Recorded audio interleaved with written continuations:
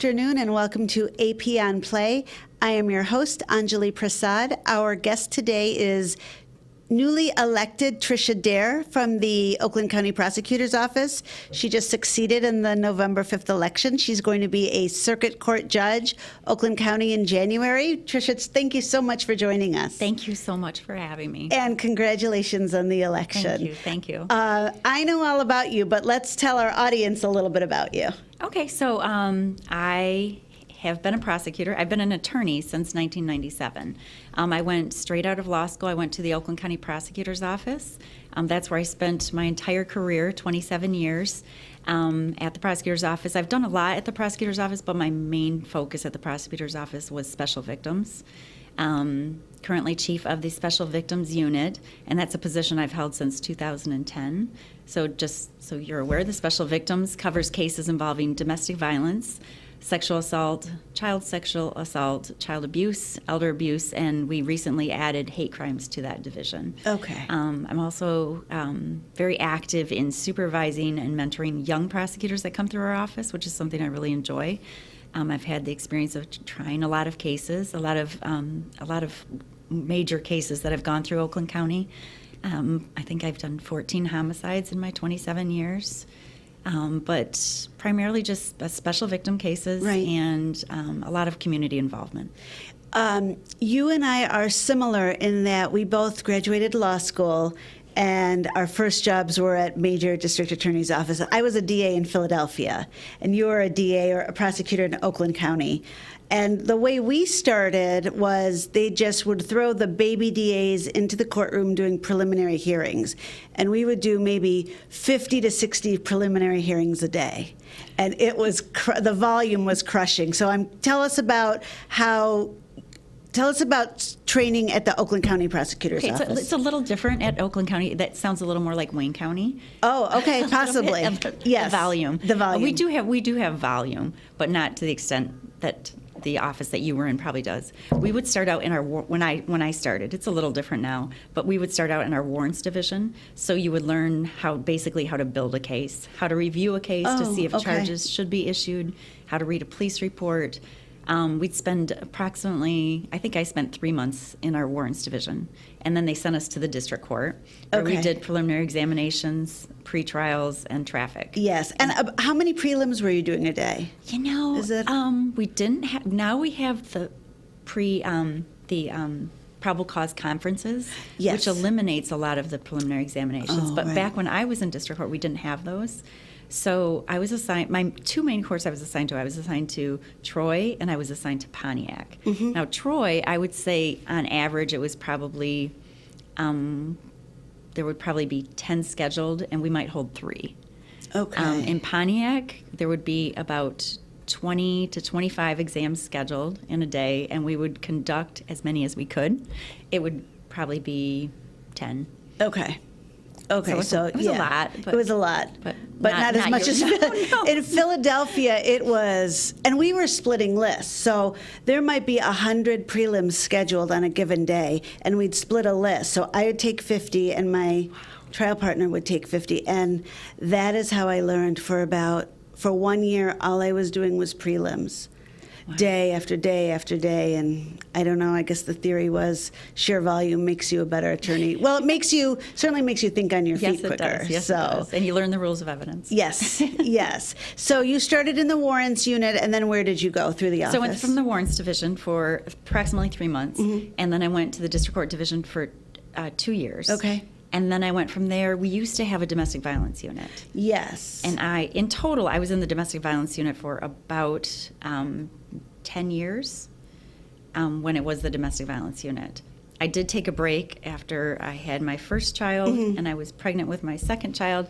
I did go down to the warrants division and work in that division for a year. Right. And then I came back to the domestic violence unit. And then in 2010, I did a circuit court, just a general docket. Yeah. I was in front of Judge Sosnick, who's no longer with us. Oh, right. Bless his heart. And then I was there about a year, and then I was asked to head up the Special Victims Unit, which was a newly created unit, which combined a number of different special units in our office into one division. Right. There's 10 attorneys there. I think there's still 10 attorneys there. So the number hasn't changed. So I've been doing that since 2010.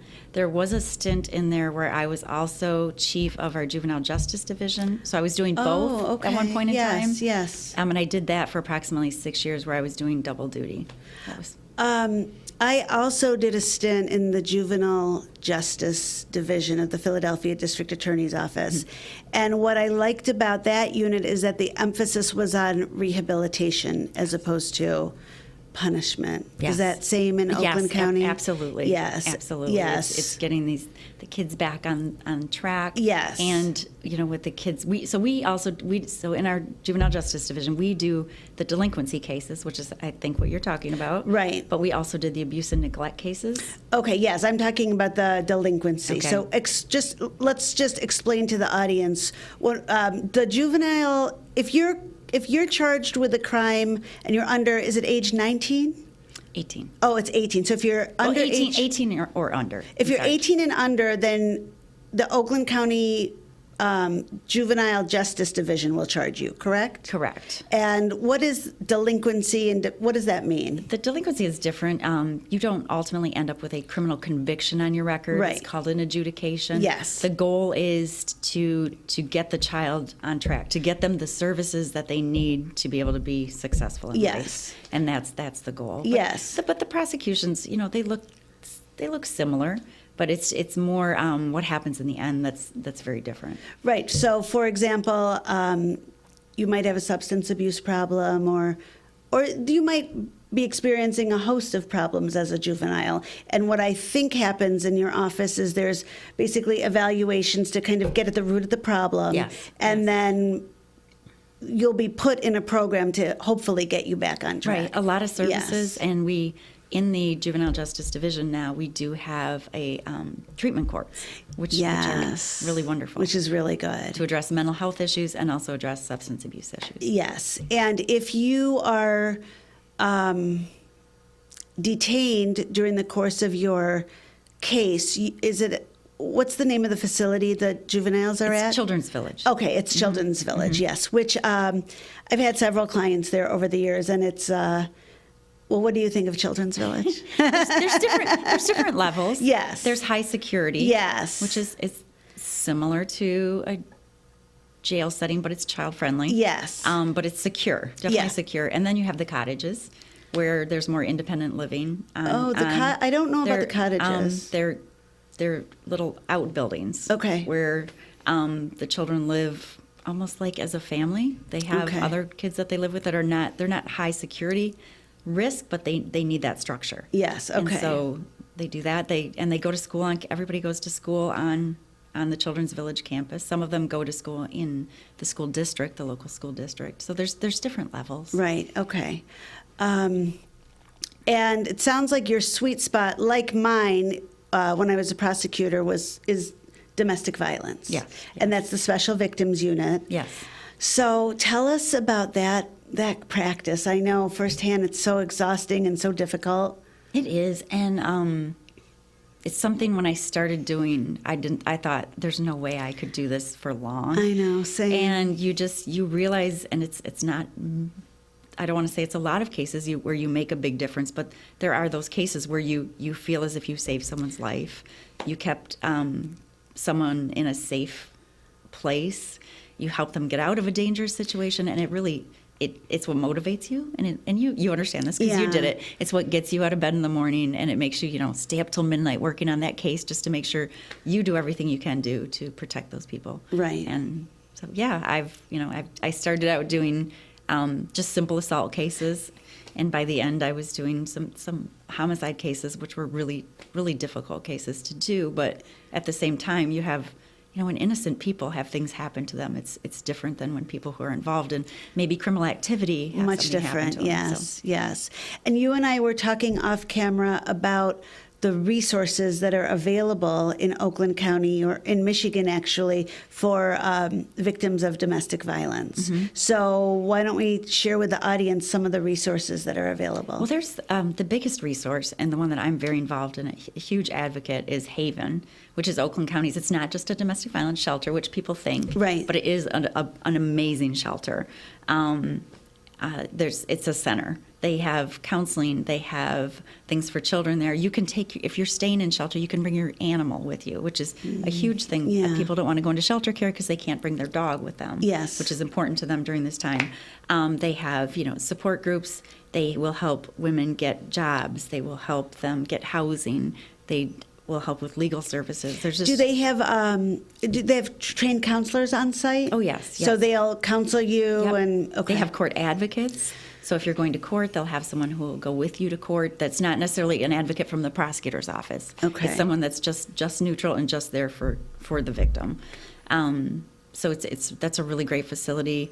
In terms of, I also do child sexual assaults and child abuse cases, and Care House is another one that I'm very involved in. Yes. And that's what they handle. They do the preventative side.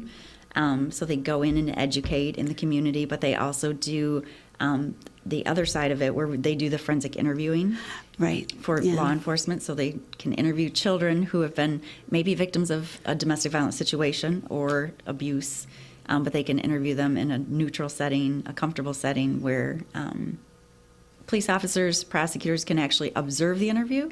And the purpose of that is so that the child doesn't have to be interviewed over and over again. They can just Right. be interviewed one time, which is really great. But they also provide counseling and services, and both of those are just really amazing services. Did I see somewhere that you maybe were on a state committee or are on a state committee having to do with sexual assault or sexual abuse? Yes. What am I talking about? I read something on your bio. So the Oakland County Sexual Assault Response Team. Okay, what is this? It was active Okay. a few years ago, and it's a collaboration of a number of different community members. There's Havens on it, Care Houses on it, law enforcement's on it. There's clergy on it. There's just a collaboration of the community who gets together to figure out how we can prevent and respond to sexual assault within the community. Okay. It did take a hiatus for a little bit just to regroup and refocus and decide what the mission of the group was, and they just started back up. Okay. So I'm excited about that. Yes. Are you going to stay on once you change jobs? I'm hoping Are you to. I'm allowed hoping to, I hope? Yeah. As long as we don't talk about cases, I should be able to do those things. Yes. Okay, so shifting gears, let's talk about why did you want to run for judge? So I wanted to run for judge. I honestly didn't. If you would have asked me this 10 years ago, I would have told you I wasn't going to run for judge because Yeah. I enjoyed what I do. I wanted to stay there. But I got to a point where I feel like I just can do more. You see a lot of things happening, and you've done both sides. Yes. So you know. Yeah. You see what happens in the court, and there's often times as a prosecutor that you want to be able to help the other side. You want to be able to, you may see something happening in the courtroom. Maybe it's a sentence. Maybe it's something that happens where you may have a better idea of what could happen. Right. So I feel like I've spent my entire career working with victims. Yes. Primarily. And it's been a good career, and I just feel like I can do more. I feel like there's kids that come in. It's a family court seat. So Oh, okay, right. people come to family court, and it's typically not for the fun things like adoptions and weddings. It's typically for things like allegations of abuse or neglect, or a divorce or custody, things of that nature. Yeah. Personal protection orders. But I just feel like I have the skills and the experience and the temperament and the compassion to be a judge in those situations and make people feel comfortable, make people feel like they have a voice in the courtroom, because that's, as a prosecutor, especially with special victims, that's what you're always making sure that the voice is heard in the courtroom. Yes. And I think as a judge, I can reach more, bottom line, I can reach more people. Yeah, and you have you have the perspective of, you'll know what's happening in the courtroom and what needs to happen, I guess. Is if something's not happening, because of your perspective, you'll be able to get in there and say, well, what about this? What about that? Because you've been in the courtroom for 27 years, Right, so right. you know kind of what's going to happen, how a case should be advocated, I think, on both sides. Yeah, and one of the nice things is I've been in front of every judge in Oakland County. Yes. I've been in every court, and so you take a little bit away from everyone that you're in front of. Yes. It's mostly good, but there are some negative things, but mostly good. And there's things that judges do that I can say, oh my gosh, I want to do that in my courtroom. Yes. I love how this judge does that. So it's nice to have that. What about a practice that you don't think is a good idea in the courtroom for a judge? And I'm not going to ask you to name, but I've been in front of a lot of judges too, and I also can tell you what I think is great and what I think is terrible. And I'm going to say it. I think it's terrible to be for an attorney to be scolded by the judge. I do too. And yes. And I think You can attorneys- scold me. You can take me back to chambers and scold me, but please, I don't need to be scolded in front of the client. And I've actually heard that a lot, and I actually have seen more of the positive, where you and I may be trying a case against each other, and maybe you prevail, Right. But I tried a good case, Yeah. And a judge will say in front of the client, you know what, your attorney did a great job for you. Yes. And it takes literally less than 30 seconds. It goes to a do long that, way. because attorneys, they come to court and they do work hard. Yes. And they don't always get the results. Yes. And so I just think, just a positive can go a long way. Especially, I'm a criminal defense attorney now, as you know, especially I think the criminal defense attorneys really do appreciate that acknowledgement from the court, because we have an uphill battle. Absolutely. I mean, we're in a hole to begin with, and we're climbing out as best we can, and the client doesn't always see it that way. So it's nice to get the reinforcement from a judge. Right, because sometimes you have cases that, they're almost, they're very difficult cases. They're very difficult cases. So just because you may yeah. not prevail in court, it doesn't mean it's because of you. Yes. And I think it's important that your clients see that. Yeah. And judges can play a role in that. My son asked me this question this morning, so because he knew I was interviewing you. He said, "How is she going to know how to be a judge? Will she have a mentor?" And I said, "I don't know. Let me ask her." Well, the nice thing is, when I ran, it was so humbling to me to have the support from the bench that I had. Yes. I had so many judges, and those judges have all reached out to me, whatever we can do to help. But I do have a couple specific ones. Okay. So Judge Gorska, I don't know if you know Judge Gorska. I do. Okay. I love being in her courtroom. She was one of the, I didn't want to say it, but she's one of the courtrooms that sometimes I'll just sit and observe, and I'll be like, wow, she is amazing. Well, she cares. She cares Yes. so much. So she was, when I was in the domestic violence unit for almost 10 years, Yeah. she was my supervisor. And she just took me under her wing. She mentored me as a prosecutor. She encouraged me to run for judge. Yes. And she has been super supportive, and I've been going to watch her, but also other judges. She's fun to watch. Yes, because every judge has their own style, and I think when you go and watch the judges, you can take a little bit away from each of them. Yes. And they've all been wonderful. Come and watch, whatever questions you have. I have Judge Saban. She's my neighbor in the courthouse. She's a family court judge. I don't think I know Judge And Saban. she's very intelligent. Okay. She's a very good judge. And she has offered, you're my neighbor. If you need help, I'm right next door. Yeah. So it's really nice to have that support from the bench. Right. And are you going to assemble a staff, like a law clerk, a case manager, things like that? So I have a secretary. I took someone from the prosecutor's office that I've worked with since. She's been there 25 years, and she's started when she was 17. And I've worked with her for a long time, and she's going to do great. And then I have my staff attorney. Okay. Somebody who's worked there? Somebody who you inherit, or? I didn't inherit. Okay. So Judge McDonald, Julie McDonald. Yes. Okay, so she had a clerk. Mm-hmm. Her name was Molly Knappenberger, and she recently passed the bar, but she was clerking in the family court division for many years leading up to passing the bar, and she wanted to stay. And so many judges, not just Judge McDonald, were like, she's going to be fabulous.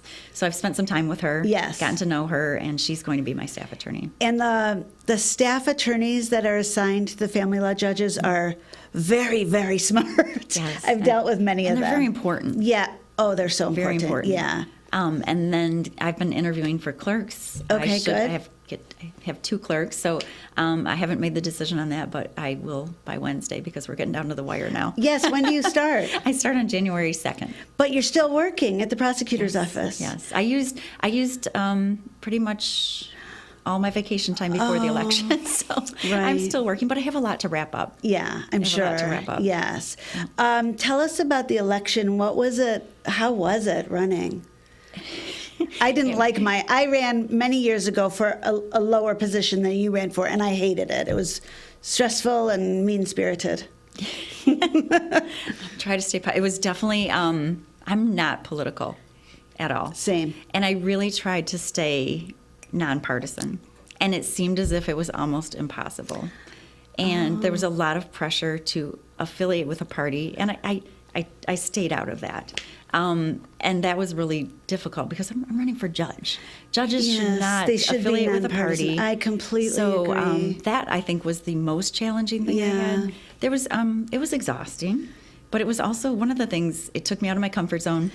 I was doing things I would not normally do. Did you knock on doors? I didn't, because when you run, Oakland County's 1.3 million people. Oh, right. Yes. So I did not do that. Yes. But what we would do is we would go wherever there were large groups of people. Okay. Whether it was a festival or some event. Yeah. We would go, and that's how we would talk to people.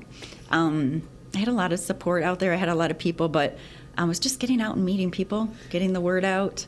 It was a lot, though. I'm chatty this morning. I think I've had a lot of coffee. Well, we have a lot in common. It's nice. I tend to be a little more quieter. Yeah. And not someone who likes to be the center of attention. Right. So that was a little tricky for me. Yes. And it's interesting. You can probably relate to this when you ran, is people will say, but you're an attorney, you're a prosecutor, you stand up in front of people all the time and you talk. And I'm like, but I'm never talking about myself. I know. I'm telling someone else's story. Yeah. So that was tricky for me. Yeah. And I've found that there's 2 types of trial attorneys. The trial attorneys who like to be the show in the courtroom, and the trial attorneys who just deliver the message. Yes. So, and both styles work. You just have to figure out where you fit in. But I totally get it. You stand up in court and you're not talking about yourself. Right. You're talking about your case. It's very different when all of a sudden you have to, put yourself out there. So that was challenging for me. Yeah. Because there's a borderline, there's a fine line between you want people to know about you, but you don't want to be boastful. No. So it's a really fine line. And your experience really does speak for itself. I mean, you've been through probably every unit in the prosecutor's office. So, just from an experience perspective, you're obviously going to be very competent. Thank you. What else can we talk about? We have maybe 1 more minute, 2 more minutes. I'll talk. One thing I can address that people usually ask me is, so I've been a prosecutor. I'm married to law enforcement. Oh, yes. But so people are like, how can you be unbiased? Yes. And so, I wanted to ask the question, but No, you're my guest, so I didn't want to put you in the hot it's seat. okay. But So one of the things that I was really proud about in my campaign was that I had so much support from defense attorneys. Oh, So people on the other side. Okay. I also was a prosecutor who, during my time, may have tried more cases against police officers. So I feel as if I can absolutely be fair and unbiased, and the support from the defense really, I was very proud of that, because it means like I'm reasonable, I'm fair. It goes a long way. And, yes. I think the other side sees that. Yeah. So that's I feel actually. comfortable I'm with glad that. you mentioned that, because another thing my son asked me this morning when we were talking about you is, do you think she can be fair to you because she's a career prosecutor? I said, I don't know. I'll ask her. Yeah, and I mean, I think as a prosecutor, and you know this, Yeah. it's not necessarily getting the conviction. Right. It's doing what's right. Yes. And if you're doing what's right, then you're going to be fair. And You're going to be Yeah. unbiased. And the more experience you have there, the more you want to do what's right. Yes. I don't know if the young prosecutors, and I'm not just talking about your office, but I'm talking about downtown at the U.S. There's a Attorney's growth. office. There definitely is a growth. Yeah. Sometimes I just wonder if the younger, just prosecutors in general, just want to prosecute. But I think as we age and we see the cases, our perspective becomes more reasonable, and we start to think, well, what's fair here? What happened and what's fair? I think a lot of it for a prosecutor is you want to prevent future crimes. And how do you do that? Yeah. You try to fix the problem, and fixing the problem doesn't always mean like going full force on Right, cases, right. depending on the cases. No, I remember being a young prosecutor and living in fear of me making a decision that would result in another crime occurring. Yes, yes. And so possibly we overcompensate Right. for that. And I think over time, Yeah. I think growth Yes. as prosecutors, but I also think over time, society has begun to see that. Yes, yes. Well, Judge Dare, I'm so happy you came on this morning. We'll be tracking your Thank your you. career with great interest, and I look forward to seeing you in the courtroom. Yes, thank you. Thank you very much for having me. This was wonderful. I'm happy to come back anytime. You're welcome. And audience, thank you for tuning in to AP on Play. We'll see you next time.